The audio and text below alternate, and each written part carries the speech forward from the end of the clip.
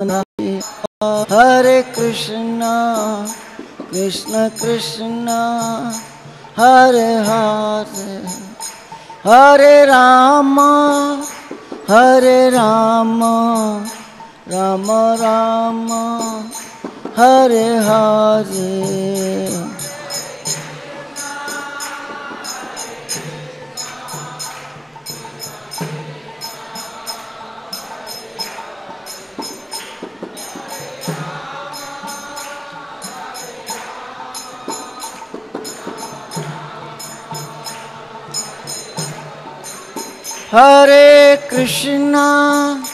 हरे कृष्णा कृष्ण कृष्णा हरे हरे हरे राम राम राम हरे हरे।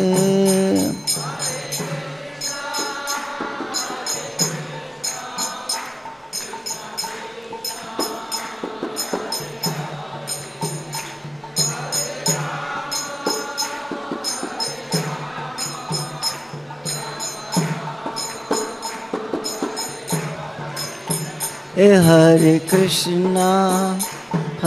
कृष्णा कृष्ण कृष्णा हरे हरे हरे राम राम राम हरे हरे। बोले सब बोले।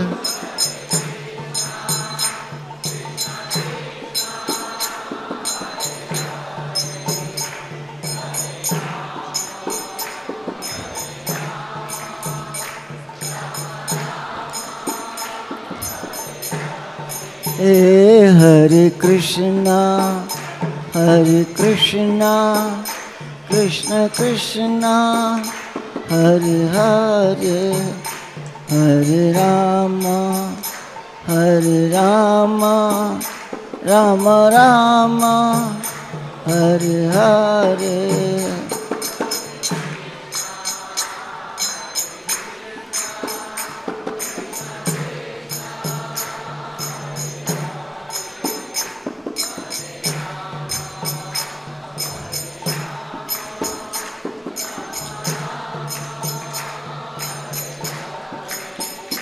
जय प्रभुपदा जय प्रभुपदा जय प्रभुपदा।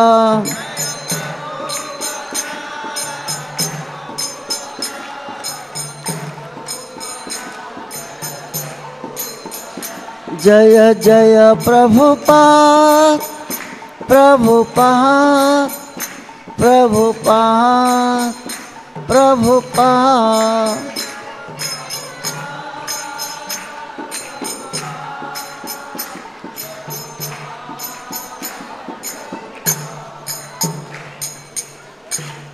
जय ओम विश्वपाद परमहंस परविकाचार्य अष्टोत्तर his divine grace Shri Bhakti Vedanta Swami Shri Prabhupada महाराज की इस्कॉन फाउंडाचार्य सेव द होल वर्ल्ड जगत गुरु श्री प्रभुपाद महाराज की जय ओम विश्वपाद परमहंस परविकाचार्य अष्टोत्तर his divine grace Bhakti Siddhanta Saraswati Goswami Shri Prabhupada महाराज की अनंत कोटि वैष्णववृंद की नामाचार्य श्रीदास ठाकुर की प्रेम से कहो श्री कृष्ण चैतन्य प्रभु नित्यानंद श्री अद्वैत गदाधर शिव सद गौर भक्तविंद की श्री श्री गौनिताई की श्री श्री राधा पार्षार्थी ललिता विशाखा जी की श्री सीताराम सिंह भक्त हनुमान जी की श्रीमद् भगवद गीता यथारूप की ताई गौर प्रेमानंद ऑलवेज समल डिवोटीज ऑलवेज श्री गुरुवाइन गौरांग। ओम नमो भगवते वासुदेवाय बोले। ओम नमो भगवते वासुदेवाय ओम नमो भगवते वासुदेवाय।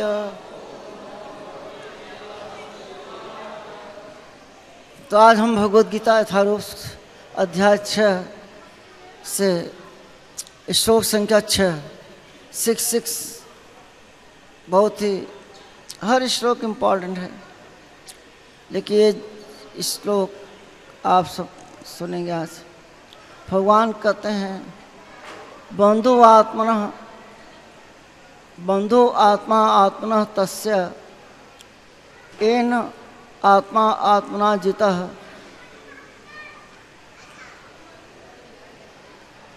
अनात्मनः तस्तु शत्रुत्वे वर्तेत तन्मय शत्रुवत्। इसका अनुवाद ध्यान से सुनेगा आप लोग। भगवान कहते हैं जिसने मन को जीत लिया है उसके लिए मन सर्वश्रेष्ठ मित्र है, किंतु जो ऐसा नहीं कर पाया उसके लिए मन सबसे बड़ा शत्रु बना रहेगा। अर्थात आपका मन ही आपका मित्र है और आपका मन ही आपका क्या है? शत्रु है। ये श्लोक बहुत ही महत्वपूर्ण है। सारा खेल किसका है? मन का है। तात्पर्य श्रील प्रभुपाद जी के द्वारा श्रील प्रभुपाद महाराज की कि अष्टांग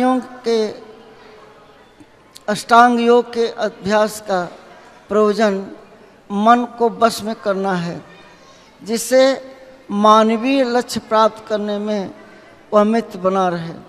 मन को वश में किए बिना योगाभ्यास करना मात्र समय को नष्ट करना है। जो अपने मन को वश में नहीं कर सकता वह सतत अपने परम शत्रु के साथ निवास करता है और इस तरह उसका जीवन तथा लक्ष्य दोनों ही नष्ट हो जाते हैं। जीव की स्वाभाविक यह है कि वह अपने स्वामी की आज्ञा का पालन करे, कि जब तक मन अभिजित शत्रु बना रहता है तब तक मनुष्य को काम, क्रोध, लोभ, मोह आदि की आज्ञाओं का पालन करना होता है। कि जब मन पर विजय प्राप्त हो जाती है तो मनुष्य इच्छानुसार उस भगवान की आज्ञा का पालन करता है जो सबों के हृदय में परमात्मा के रूप में स्थित है। वास्तविक योगाभ्यास हृदय के भीतर परमात्मा में से भेंट करना तथा उनकी आज्ञा का पालन करना होता है। जो व्यक्ति साक्षात कृष्ण भावनामृत स्वीकार करता है वो भगवान की आज्ञा के प्रति स्वतः समर्पित हो जाता है। बहुत ही महत्वपूर्ण श्लोक है, इसी पर हम चर्चा करेंगे। ओम अज्ञानतिमिरान्धस्य ज्ञानाञ्जनशलाकया चक्षुरुन्मिलितं येन तस्मै श्रीगुरुवे नमः। हे कृष्ण करुणा सिंधु दीनबंधु जगत्पते गोपेश गोपिका कांत राधा कांत नमस्तुते। तप्त कांचन गौरांगी राधे वृंदावनेश्वरी वृषभानुसुते देवी प्रणमामि हरिप्रिये। वाञ्छा कल्पतरुभ्यश्च कृपा सिन्धुभ्येव च पतितानां पावनेभ्यो वैष्णवेभ्यो नमो नमः। जय श्री कृष्ण चैतन्य प्रभो नित्यानंद श्री अद्वैत गदाधर शिवसदि गौर भक्तवृंद। हरे कृष्णा कृष्णा कृष्णा हरे हरे, हरे राम राम राम हरे हरे।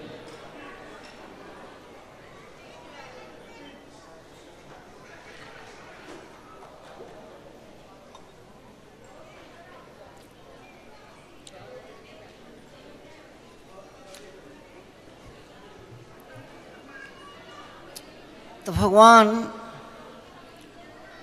अर्जुन के माध्यम से हम सबको बता रहे हैं कि मन ही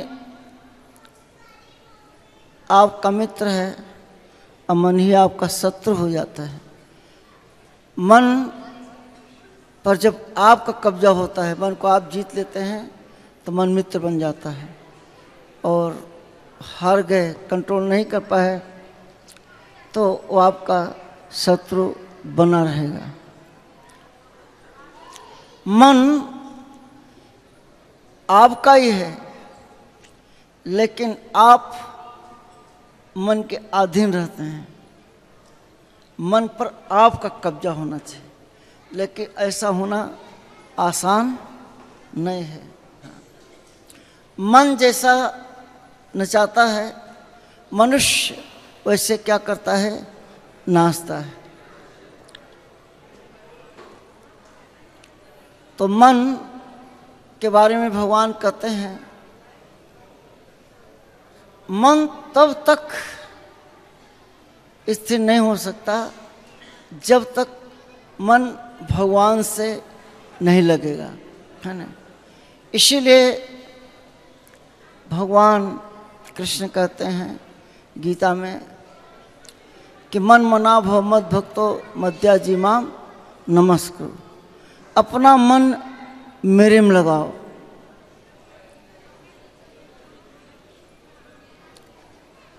क्योंकि जब तक भगवान के साथ मन नहीं जुड़ेगा तब तक वो स्थिर नहीं हो सकता।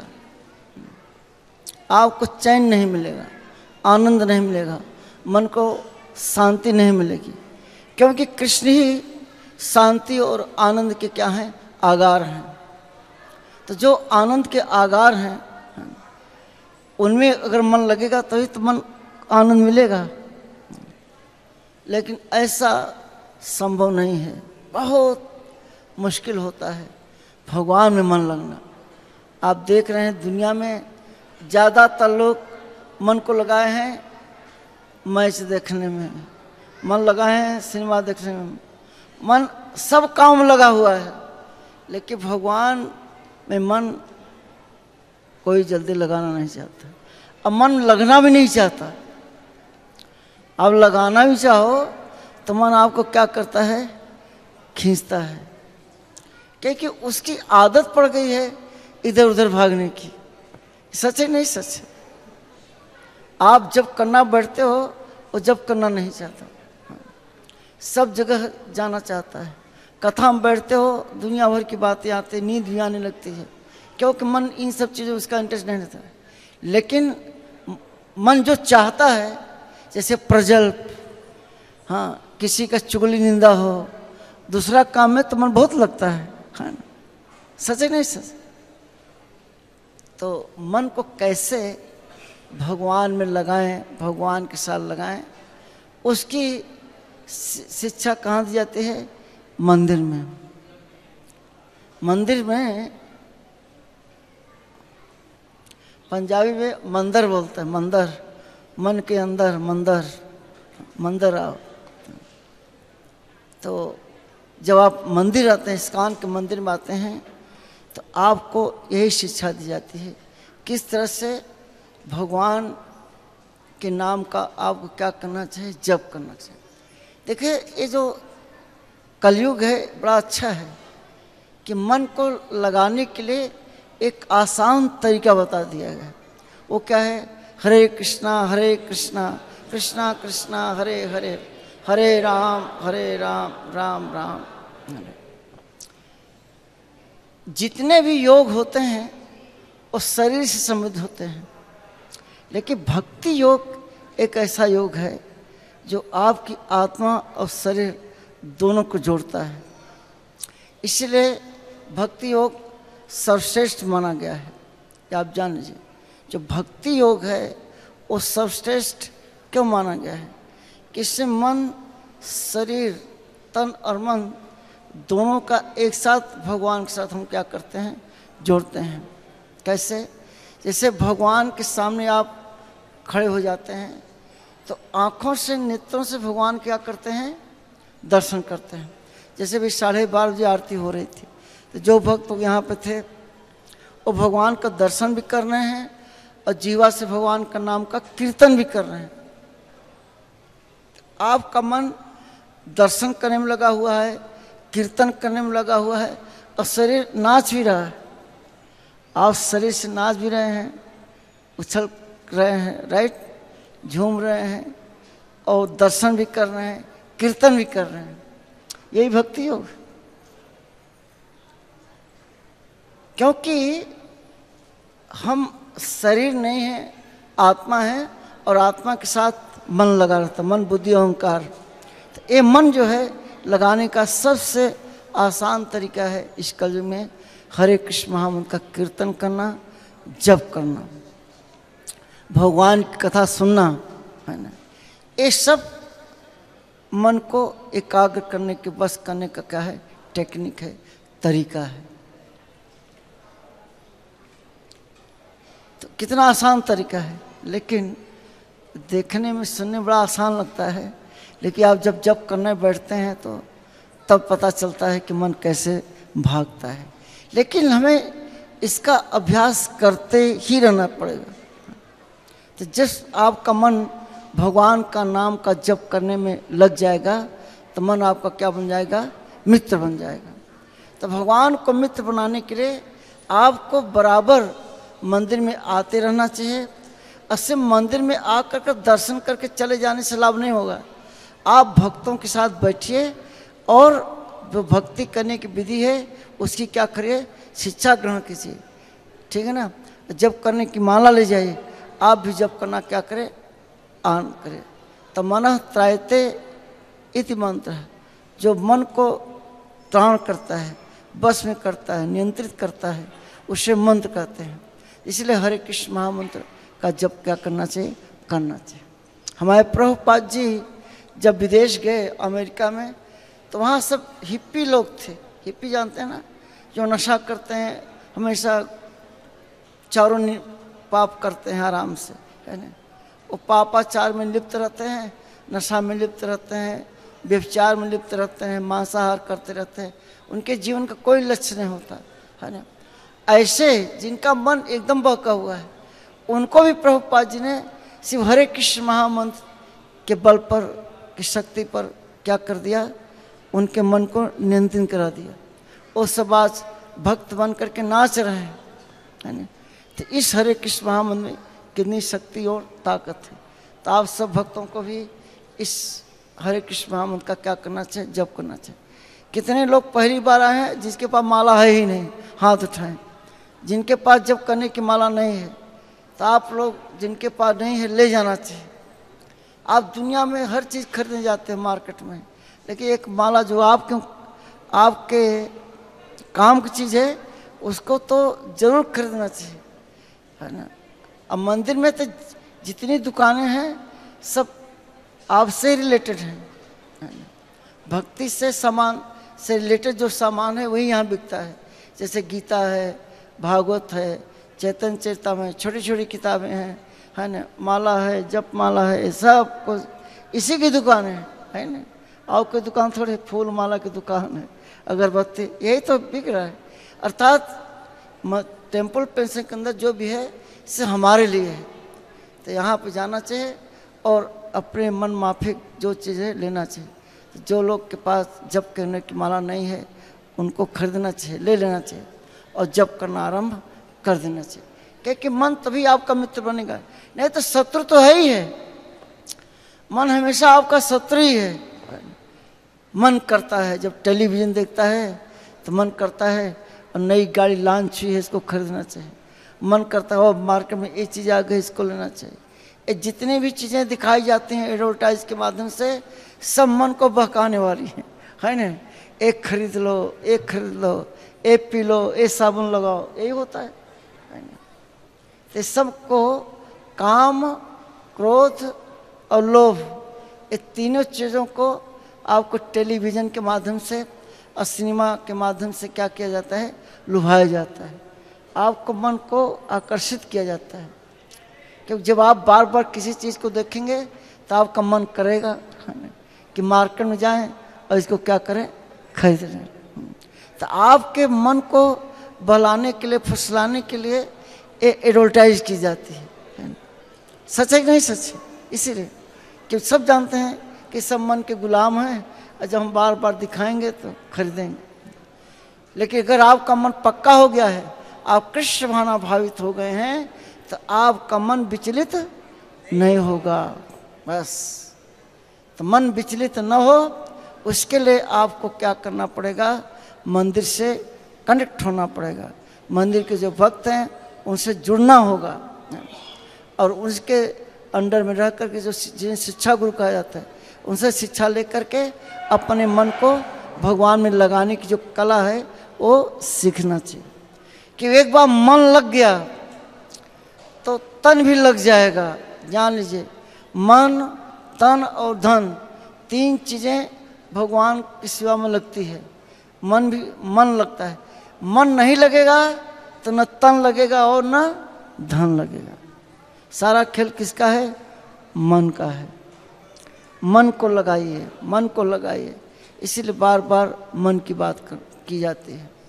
तो मन ही आपका मित्र बनेगा जब भगवान से जुड़ेगा। अगर ऐसा नहीं होता तो शत्रु तो है ही है। तो वही प्रभुपाद बता रहे हैं कि हमें मन पर विजय प्राप्त करने के लिए हमें जो गुरु हैं उनके आदेश के अनुसार, आज्ञा के अनुसार अपना कार्य करना चाहिए। कि गुरु के माध्यम से हमको शिक्षा दी जाती है किस तरह से अपने को, मन को भगवान की सेवा में क्या करें, लगाएं। ये बहुत आवश्यक है। और जैसे एक आश्रम में एक भक्त रहता था, अपने गुरु जी का बड़ा आज्ञाकारी शिष्य था। लेकिन उसके अंदर एक कमी थी, उसको भूख बहुत लगती थी। वो बिना खाए नहीं रह सकता था आश्रम में, और जितना भी खाने को उसको दिया जाता था वो कम पड़ जाता था। तो इस तरह से वो रहता था। जब एकादशी, एक दिन क्या हो, जब एकादशी आई तो गुरु जी ने कह दिया कि आज तो एकादशी है, आज तो खाने को मिलेगा ही नहीं। क्या तो एकादशी है, व्रत रहना है। वो शिष्य नहीं रह गया। उसने कहा कि देखिए मैं तो मर जाऊंगा, भूखा मर जाऊंगा, आप हमारे गुरु हैं, मुझे आज्ञा दीजिए। वो जिद करने लगा। तो गुरु ने कहा कि ठीक है, ऐसी बात है। तो अपने दूसरे शिष्य से बोला और कहा कि इसको कुछ सामान दे दो, अपना बनाए खाए। वो गया तो गंगा जी के किनारे पानी रहता है, वहीं पे जा करके चूल्हा होता ना, चूल्हा ईंट का चूल्हा बना करके लकड़ी सब ले करके और खाना बनाने लगा। उसने गुरु महाराज जी से जरूर सुना था कि खाना खाने पहले भगवान को भोग जरूर लगाना है ना। तो उसने जब बना लिया तब बड़े ध्यान से, इस बात पर उसको बड़ा विश्वास था कि भगवान को जब हम भोग लगाते हैं तो भगवान आते हैं और खाते भी हैं, ऐसा उसे विश्वास था। तो आँख मूंद करके वो भगवान श्री राम को ध्यान लगाया है ना, और कहा कि हे प्रभु राम, आप आइए और भोग क्या करिए, स्वीकार कीजिए। जब वो आँख लगाकर बड़े प्रेम से, बड़े विश्वास के साथ भगवान का आह्वान किया तो सच में भगवान श्री राम आ गए। लेकिन अकेले नहीं आए, किसके साथ? सीता जी के साथ आए। तो उसकी आँख खोली तो उसके बाद में कहे कि हे प्रभु, मैं तो सिर्फ आपको बुलाया था, आप तो डबल आ गए। हमारा जो प्रसाद है, भोग तो उतना ज़्यादा नहीं है, लेकिन अब आप ही पधारी गए हैं तो आप बैठिए। तो सीता जी और राम जी बैठे और उसे जो बना के आप लोग प्रभु भोग लगाई खाए। तो भगवान खाए, थोड़ा सा उसके लिए थोड़ा सा बचा, उसका पेट भरा नहीं, चला गया। वो तुरंत जो है गया गुरु जी के पास, कही आप जितना हमको देते हैं है ना, उससे हमारा काम नहीं चलता है ना, तो हमें कुछ और दिया जाए। क्योंकि उनको तो और ज़्यादा दे दिया। अब फिर जो है वो गया दूसरे दिन, अब बना, अब ज़्यादा बना है, फिर भगवान को बुलाया। तीस बार भगवान लक्ष्मण जी को भी लेके आ गए। कहा कि मैं आज ज़्यादा लेके आया तो एक संख्या और बढ़ गई, हमें तो लगता है आज मिलेगा भी नहीं। तो सीता, राम और लक्ष्मण तीनों मिल करके खा गए पहले। उसके फिर थोड़ा बचा पहले। फिर गुरु जी से कहा, गुरु जी को शंका होने लगी कि हम जितने इसको मात्रा बढ़ाए जाते हैं, है ना, उतने ये जो है कहीं भेज तो नहीं देता, है ना। इस बार कहीं कि ठीक है और ज़्यादा बढ़ा दो, और ज़्यादा बढ़ा दो। अब जब गया बनाया, खूब बढ़िया अच्छा सा भोग बनाया, तैयार किया। जैसे भगवान को याद किया तो इस भगवान क्या के पूरा दरबार ही आ गया, हनुमान जी साथ में आ गए। वो तो घबरा गया, कहीं तब पहले 2 आए थे, 3 आए, और तो पूरा दरबार ही आ गया, हनुमान जी आ गए। हाँ, हनुमान जी ने कहा कि जितना हम लोग उसी उतने में ही काम चला लेंगे, तुम चिंता मत करो, है ना। तो सब मिल करके बनाए खाए। अब जो है फिर गुरु जी के पास गया कि गुरु जी से उसको डांटे, हम तुम्हें हर दिन ज़्यादा देते हैं, क्या होता है, मैं कहीं क्या करूं, जब मैं प्रभु को बुलाता हूं तो प्रभु पूरा परिवार लेके आ जाते। अब बिना प्रभु के खिलाए आप कैसे खा सकता हूँ। ये बात तो पंडित जी को, गुरु जी को विश्वास नहीं हो रहा था कि ठीक है ये बात तुम्हें ज़्यादा दे देता हूँ, ले जाओ, लेकिन पीछे पीछे मैं भी चलूँगा। वो जो बताए नहीं, अब पीछे पीछे गए कि देख करता क्या है। एक बार ज़्यादा सामान था और जब भोग बनाए तैयार हुआ और जब भोग लगाया तो उसने आँख मूंद करके भगवान के पूरे दरबार को याद किया, है ना। तो इस बार क्या हुआ कि भरत और शत्रुघ्न भी आ गए। दरबार तो आया ही आया, भरत जी भी आ गए और शत्रुघ्न जी आ गए, पूरा परिवार आ गया, चारों भाई आ गए, हनुमान जी सब, सीता जी सब लोग मिलकर। तब तो घबरा गया, कहे कि आज हम ज़्यादा मिला था, सोचा कि अब इससे ज़्यादा, क्योंकि राम दरबार में भरत शत्रुघ्न को देखा ही नहीं था उसने। राम दरबार में बस 4 आदमी दिखते हैं, सीता राम न हनुमान, अब 2 आदमी तो दरबार में देखा ही नहीं था उसने, ये भी 2 आ गए, ज़्यादा हो गए। कई बाप ही लोग जो है खाइए, हमें तो कोई बचने वाला नहीं है, आप लोग बुलाइए खाइए। और तो वो जो पंडित जी थे वहाँ पर गए थे, वो बात कर रहा था, अब पंडित जी को दिखाई नहीं दे रहा है, क्योंकि भगवान गुरु को आदेश दे दिया, उपदेश देते थे, लेकिन उन्हें खुद भगवान पर विश्वास नहीं था। लेकिन उस शिष्य को जो है पूरा विश्वास हो गया था, उसका मन एकदम एकाग्र हो जाता था, बड़े एकाग्र मन से बड़े विश्वास के साथ करता है। उसके मन में बात बढ़ गई थी कि भगवान जब हम भोग लगाते हैं, भगवान आते हैं और खाते हैं, इस बात पर उसका विश्वास बढ़ गया था। तो भगवान ने कहा, भगवान से पूछा कि हमारे गुरु जी आए हुए हैं, तो कहे कि मैं गुरु जी को दर्शन नहीं करूँगा, क्योंकि गुरु जी हमें नहीं दर्शन दे सकते दर्शन।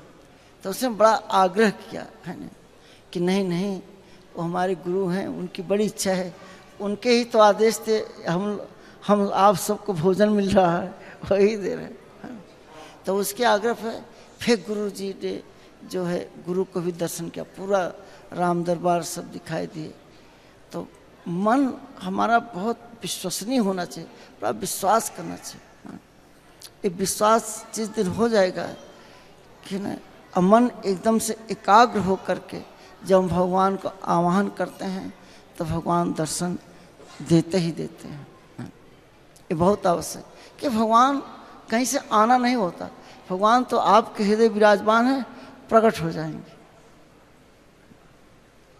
ऐसे कितने वास्तव में जानते हैं, जो सबरी थी, सबरी जिस कुटिया में, अपने कुटिया में रहती थी, और उसके जो ऋषि थे, मातंग ऋषि, उन्होंने जाते जाते जब वो समाधि ले रहे थे, चिता पर बैठ कर जा रहे थे, उसके पहले सबरी को बोल दिया था, क्योंकि सबरी भी अपने आप को जलाना चाहती थी, साथ ही मरना चाहती थी, लेकिन उन्होंने मना कर दिया कि नहीं, क्योंकि तुम्हारी कुटिया में प्रभु राम आएंगे दर्शन देने के लिए, इससे तुम्हें रहना जरूरी है।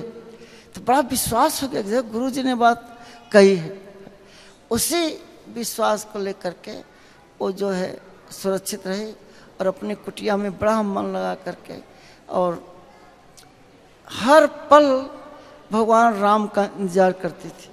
उसको नींद ही नहीं आती थी, है ना, क्योंकि वो सोचते ही पता नहीं भगवान कब आ जाए, है ना।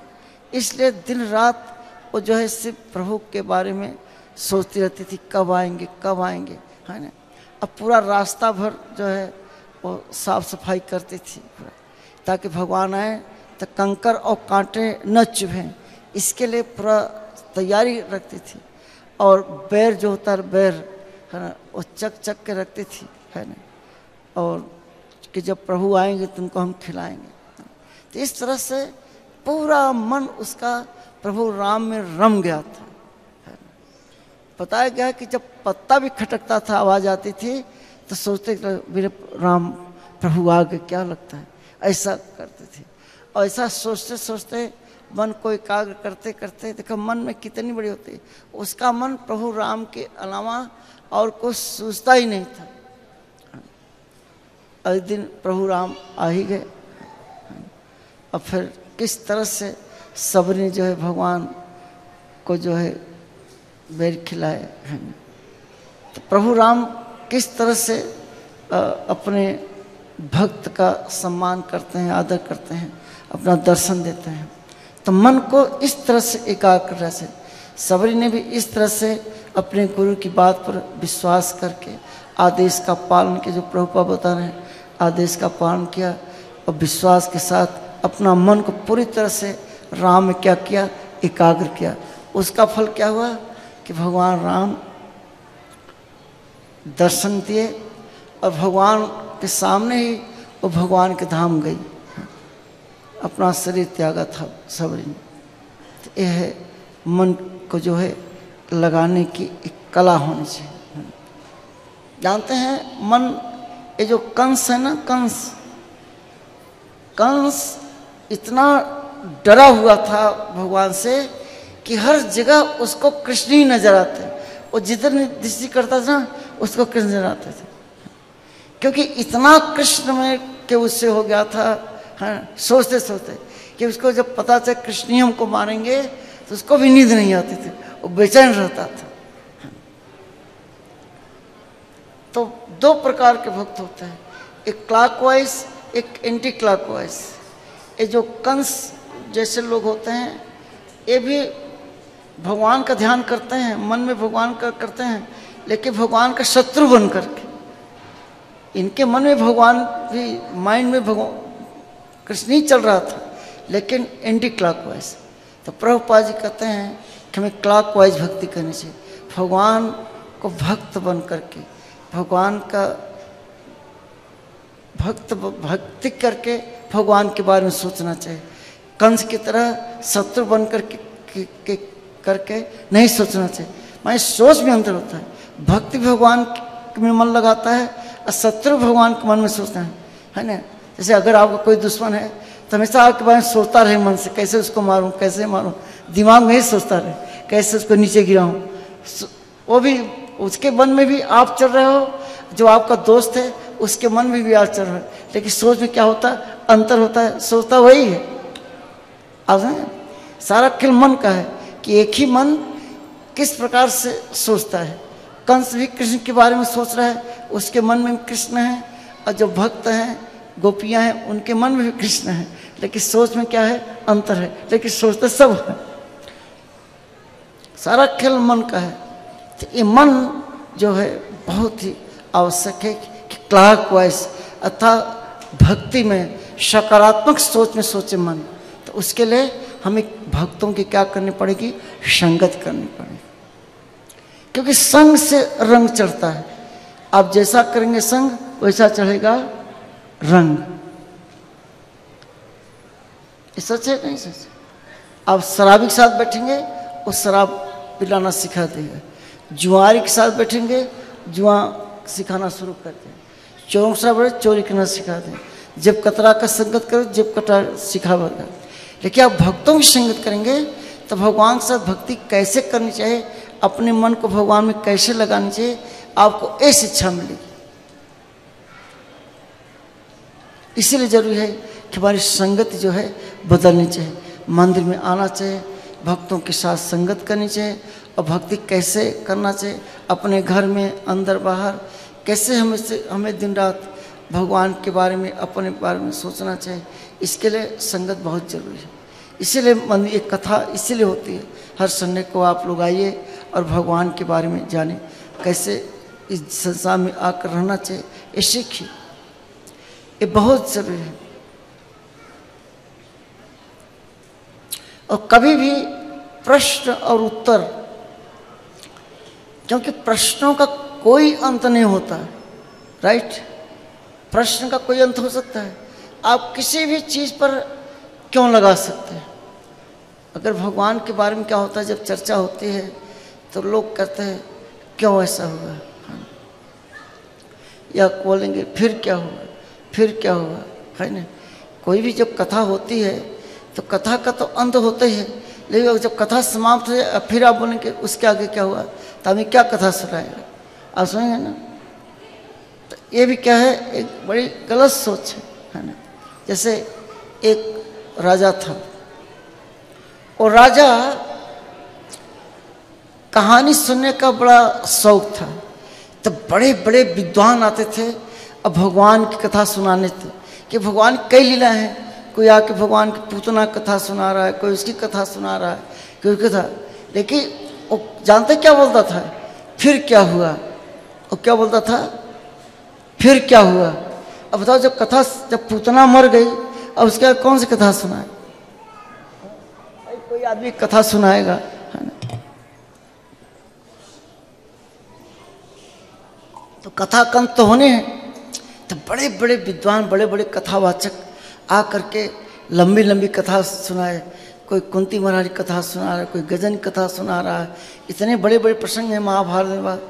लेकिन और दूसरी कथा सुनाने वाले बड़े पूरे रास एक से एक कथावाचक कथाकार आए वो राजा को कथा सुनाने के लिए। लेकिन लास्ट में ही बोलता था फिर क्या हुआ। कहीं कि नहीं आप कथा अधूरी है, फिर फिर क्या हुआ। तो कोई एक आदमी जो था बहुत बुद्धिमान था, देखा बुद्धिमान, हाँ, उसने कहा कि इस राजा का दंड देता था। जो कथा पूरा नहीं सुनाता था तो उसको दंड देता था। तो कहे कैसे तो पूरा प्रजा खत्म हो जाएगी और इसका उत्तर ही नहीं मिलेगा, है ना, इसकी तृप्ति कैसे करें। तो वो बुद्धिमान आदमी, ये बड़ा बुद्धिमान था, उसने कहा कि मैं कथा सुनाऊंगा। वो आप बैठा राजा के पास, सब पूरी सभा में लगी हुई थी, से आप लोग बैठे हो सब सभा में। उसने कहानी शुरू की। उसने बोला कि एक बहुत बड़ा कमरा बनाया गया है। कमरा सुनना, बहुत बड़ा कमरा बनाया गया। तो उसकी आदत थी, फिर है ना, कहे कि उस कमरे में सामा चावल समझते हैं ना, सामा राइस, बहुत छोटा छोटा होता है जो व्रत के दिन खाया जाता है। सामा राइस बहुत छोटा, कि पूरे कमरे को सामा राइस से भर दिया गया है ना। तो कहा फिर क्या हुआ, है ना। तो कहे एक चिड़िया आई। उस चिड़िया का नाम जानते क्या होता है, स्पैरो, गौरैया। गौरैया जानते हैं ना, छोटी छोटी गौरैया होती है, छोटे चोंच होते हैं। कहे कि एक गौरैया जो चिड़िया आई। तो उसने बोला फिर, है ना। तो उसने कहा कि एक चावल सामा का लेकर के उड़ गई, है ना। तो कहे फिर, तो कहे फिर चिड़िया आई और फिर से उड़ गई। तो कहे फिर, तो कहे फिर। अब पूरा दिन खत्म हो गया, सिर्फ फिर अब फिर में, है ना। दूसरा दिन हुआ, सुबह फिर, तो कहे हाँ फिर क्या हुआ, कहे फिर, तो कहे फिर। तो अब जो है आधा दिन में फिर बढ़ गया, है ना। तो राजा फ्रस्ट्रेट हो गया कि तुम क्या फिर लगा रहे हो। कि राजा आपने फिर लगा रखे, हाँ, 6 महीने से आप देखा कितने कथाकार आए, है ना। तो कहे तुम्हारी कथा आगे के लिए बढ़ती। कहते अभी तो चिड़िया जो है वो डाला लेके जा रही, जब पूरा खबर खाली हो जाए तभी तो कथा आगे बढ़ेगी। तभी तो कथा आगे बढ़ेगी। तो फिर कहे फिर तो कहे फिर।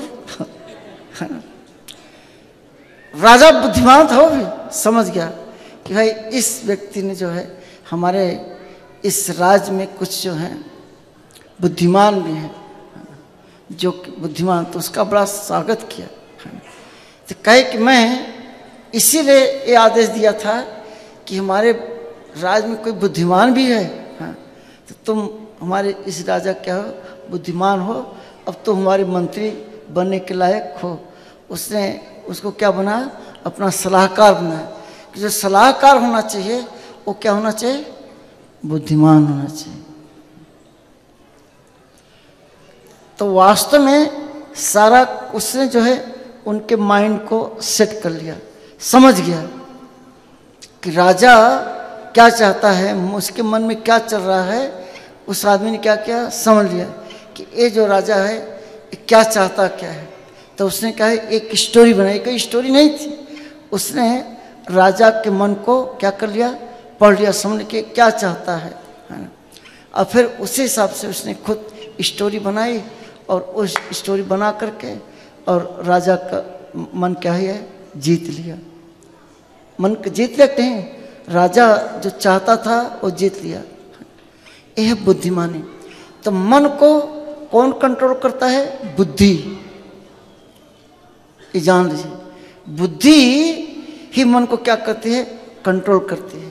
तो वो जो राजा था है ना, वो आदमी जो बुद्धिमान था, दिमाग लगाया, क्योंकि उसके मन में क्या चल रहा है पढ़ लिया। अब बुद्धि लगा करके राजा को क्या कर दिया, पराजित कर दिया। इस कथा से पराजित कर दिया और राजा फिर मान गया कि बात से है। तो ये बुद्धि जो है बहुत जरूरी है ना। तो बुद्धि से मन को क्या किया जाता है, कंट्रोल, नियंत्रित किया जाता है। तो आप लोग भी अपना दिमाग लगाइए कि किस तरह से हम मन को क्या करें, बस में करें। और मन में बस करने का एक ही तरीका है, हरे कृष्णा कृष्णा कृष्णा हरे हरे, हरे राम राम राम हरे। इतना सरल साधन ही इतना सरल है कि आप खाते पीते सोते, खाते सोते तथा तथा नाम ले, ये भगवान का नाम उठते बैठते सोते जागते कभी भी लिया जा सकता है। तो ये भगवान कहते हैं कि हे अर्जुन, मन को जब आप जीत लेते हैं तो मन आपका मन मित्र बन जाता है, और जब पराजित रहते हैं तो ये आपका क्या होता है, शत्रु हो जाता है। तो मन जो है उसको एकाग्र करने का यही साधन और तरीका है। किस तरह से हमें अपने आप को अपने भक्तों की संगति में क्या करना है, रखना है, ये बहुत आवश्यक है। वही प्रभुपाद जी इसे समझा रहे हैं कि योगाभ्यास हृदय के भीतर परमात्मा से भेंट कराना था, उनकी आज्ञा का पालन करता है। जो व्यक्ति साक्षात कृष्ण भावनामृत स्वीकार करता है वो भगवान की आज्ञा के प्रति स्वतः समर्पित हो जाता है। और भगवान की आज्ञा क्या है कि मन मना भव मद भक्तो मद्याजिमा नमस्करो। ये भगवान की आज्ञा है कि अपना मन मेरे में लगाओ, मेरी भक्ति करो, अब मुझे क्या करो, प्रणाम करो, नमस्कार करो। ये किसकी आज्ञा है, भगवान की आज्ञा है। तो भगवान की आज्ञा, कई आज्ञाएं हैं। अगर आप भगवत गीता जिसके पास है पढ़े तो भगवान की कई आज्ञाएं आपके लिए हैं। भगवान ये भी कहते हैं कि सर्वधर्मान परित्यज्य मामेकम, सभी धर्मों को छोड़ करके एकमात्र मेरी शरण में आ जाओ। ये भी क्या है, किसकी आज्ञा है, भगवान की आज्ञा है। तो इस आज्ञा का भी हमें क्या करना चाहिए, पालन करना चाहिए। लेकिन लोग ऐसा नहीं करते। लोग तो बाबाओं के चक्कर में, देवी देवताओं के चक्कर में, भूत प्रेत के चक्कर में, आजकल शनि बाबा फैल गए हैं, है नहीं, और कई बाबा आ गए हैं जो कहते गोलगप्पा खा लो आशीर्वाद मिल जाएगा, है नहीं। ऐसे एक एक से आपको बाबा जी लोग मिलेंगे, है ना। अब बाबा जी लोग पकड़े भी जा रहे हैं, जेल भी जा रहे हैं, तो ऐसे बाबाओं से, संतों से हमें क्या करना चाहिए? परहेज करना चाहिए, बचना चाहिए। हमें एकमात्र किसकी शरण जाना चाहिए? गीता में जो भगवान संदेश करते हैं, हाँ, भगवान की शरण, सब धर्मान प्रतिज्ञा मामेकम शरणम प्रज, एकमात्र में शरण में आओ। तो कृष्ण ही परम भगवान है, पूर्ण पुरुषोत्तम भगवान श्री कृष्ण की शरण में हमको आ जाना चाहिए। एक किसकी आज्ञा है? भगवान की आज्ञा है। तो भगवान की आज्ञा को हमें क्या करना चाहिए? सुधार करना चाहिए, हमें उसका पालन करना चाहिए। भगवान की और एक आज्ञा है, भगवान कहते हैं पत्रम पुष्पम फलम त्वयं, कि पत्र पुष्प फल और जल प्रेम से मुझे जो अर्पित करता है अर्जुन, मैं उसे क्या करता हूँ? स्वीकार करता हूँ, खाता हूँ। तो भगवान खाते हैं, तो आप सबको अपने घर में भी भगवान को क्या करना चाहिए? भोग लगाना चाहिए। बिना भोग लगाए नहीं खाना चाहिए। जैसे उस पंडित शिष्य ने किया था कि पहले बनाता था, फिर आँख मूंद करके और मन से भगवान को बुलाता था। अब भगवान सही प्रकट हो गए, अब पूरा परिवार प्रकट हो गए खाने के लिए, है ना। तो अगर आप प्रेम से बुलाएंगे तो भगवान आपका भोग क्या करेंगे? स्वीकार करेंगे। बहुत आवश्यक है ये सब जानना। तो इसीलिए भगवान की जो आज्ञाएं हैं, है ना, इस पर विचार करना चाहिए। और हम देखें कि हम कितना भगवान के, अब जो आदमी भगवान की आज्ञा नहीं करेगा तो दूसरे की आज्ञाओं क्यों स्वीकार करेगा? जो आदमी भगवान से नहीं डरता वो आपसे क्यों डरेगा? दूसरे से क्यों डरेगा? इसीलिए इतना अत्याचार, मार पीट, झगड़ा, चोरी, करप्शन, जितना अत्याचार इस संसार में हो रहा है, जानते क्यों? कि भगवान का डर ही नहीं। भगवान को तो कोई मानता ही नहीं, तभी तो आदमी गलत काम करता है। जानते लोग क्या सोचते हैं? भैया कोई नहीं देख रहा है, जो करना हो कर लो। अरे जिसको देखना चाहिए वो तो देख ही रहा है, वो तो सर्वव्यापी है, हर जगह भगवान मौजूद देखे। तो भगवान का तो कोई डर है ही नहीं, इसीलिए ये सब चल रहा है। अगर भगवान का डर होता, भगवान को लोग स्वीकार करते, लोगों को लोग जानते हैं कि भगवान, आज तो हम लोग भक्ति में लगे इससे भगवान की उसको स्वीकार करते। दुनिया भगवान नहीं स्वीकार करती, ये सब कहते सब कल्पना है। गवर्नमेंट खुद नहीं मानती कि भगवान खाते हैं। आप समझ, सरकार ये चीज़ नहीं मानती कि भगवान खाते हैं, लेकिन हम लोग स्वीकार करते हैं कि हम भक्त हैं ना, जानते हैं कि भगवान खाते हैं। क्योंकि वो सोचते हैं कि ये मूर्ति है, पत्थर की मूर्ति, ये क्या खाएगी। आप समझ, गवर्नमेंट ऐसा सोचती, सरकार की सोच ऐसी होती है, लेकिन हमको पता है भगवान खाते हैं। कैसे? हमारी भावनाओं को स्वीकार करते हैं। दर्शन दृष्टि मात्र से भगवान क्या कर सकते हैं? खा सकते हैं। तो आप सब भक्तों से मेरा ये अनुरोध है कि आप लोग भी अपना मन भगवान में लगाओ, अपनी बुद्धि भगवान में लगाओ, है ना, और भगवान को भोग लगा करके भगवान का प्रसाद स्वीकार कीजिए। और अपना ये जो कीमती जीवन है, मनुष्य जीवन बड़े मुश्किल से मिला है, इस मनुष्य जीवन को क्या करिए? सार्थक बनाइए। इसी में सार्थकता है, आनंद इसी में है कि आप कितना अपने आप को भगवान की सेवा में लगा सकते हैं। अब भगवान की सेवा में लगाने के कई साधन विधियां उपलब्ध हैं। तो आप मंदिर के भक्तों से जुड़ेंगे तब आपको ये सारी चीज़ें मिलेंगी। हरे कृष्ण। हम चाहते हैं कि 4 मिनट है, आप लोग कुछ प्रश्न पूछिए, प्रभु जी भी कुछ बोलें। हरे कृष्णा, बहुत बहुत धन्यवाद। तो आज के श्लोक में जो भगवान बता रहे हैं कि जो मन है अगर नहीं वश में किया तो शत्रु की तरह कार्य कर रहा है। तो ये जो बात है ये ध्यान योग के विषय में है, और भगवान 6वें अध्याय में ध्यान योग का वर्णन कर रहे हैं। तो ध्यान योग की विधि सतयुग में हो सकती है। तो सतयुग में लोग जो है बिल्कुल एकांत में जाते हैं, तो फिर मन का ही पूरा काम होता है। आपको ना सुनना है, ना बोलना है, ना देखना है, ना कहीं जाना है। तो मन का ही पूरा कार्य होता है। तो मन को बस में करना बहुत ज़रूरी है। लेकिन कलयुग में अगर संकीर्तन की विधि है तो संकीर्तन में आप जो है ऊंचे स्वर में बोलते हैं तो आपको बोलना है, आपको सुनना है, तो मन अपने आप लगता है। तो ध्यान योग की विधि में आपको ना बोलना है, ना सुनना है, ना कुछ काम करना है, तो फिर मन का जो है बहुत बड़ा इसमें महत्व होता है। लेकिन अगर आप इंद्रियों को लगाते हैं भगवान की सेवा में, आप इंद्रियों से कार्य करते हैं, हाथों से कार्य करते हैं, आप सुनते हैं, आप यहाँ बैठे सुन रहे हैं तो अपने आप मन लग रहा है। आपसे कहा जाता है सुनो, तो भगवान गीता में अर्जुन से कहते हैं सुनो, क्या तुमने सुना? तो फिर ये नहीं कहा जाता कि मन लगाया आपने सुना तो इसके अंदर आपने मन लगाया, आपने मनन किया।